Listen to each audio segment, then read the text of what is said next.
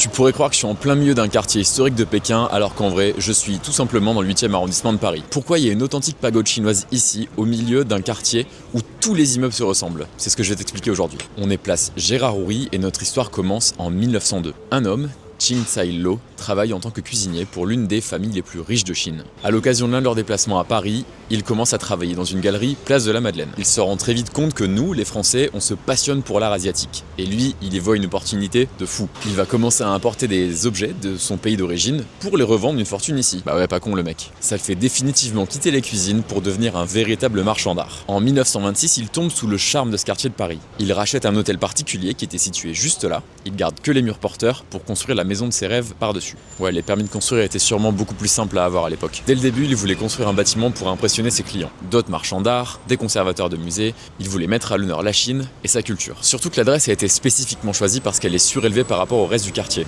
Monsieur Lo voulait que sa maison soit remarquée. Aujourd'hui, je pense qu'on peut dire qu'il a réussi son coup. Elle est difficile à ignorer, c'est comme si tout avait été construit autour et pas l'inverse. Dans les années 20, à chaque printemps, Monsieur Lo organisait une soirée annuelle avec tout le gratin du monde de l'art. On y raconte que certains invités traversaient de l'Atlantique en bateau pendant une semaine pour pouvoir y assister.